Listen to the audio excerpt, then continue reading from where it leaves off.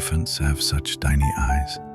Well, my mom told me the funniest story when I was a kid. And once you hear it, you'll never look at an elephant the same way again.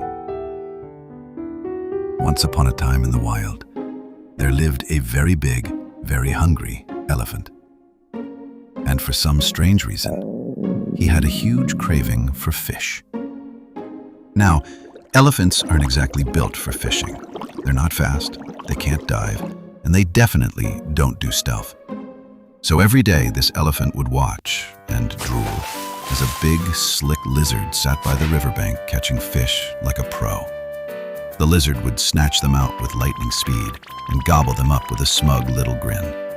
The elephant was jealous, but also clever. One morning he approached the lizard with the biggest, sweetest smile he could manage and said, "Big brother, how are you today?" Now, imagine a giant elephant calling a lizard big brother. The lizard was so flattered, he practically exploded with pride. "Little brother," he said, "from today onward, I'll catch fish for you too. Just come by every morning and I'll have your share ready." Boom, elephant jackpot. And just like that, every morning, the elephant would stroll down to the riverbank and the lizard would happily hand over a pile of fresh fish. It was the perfect setup. Until one day, the elephant showed up and there was no lizard, no fish, nothing. Next day, same thing.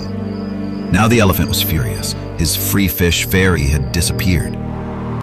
Just then, a tiny sparrow flew down and asked, "Why the long face, big guy?"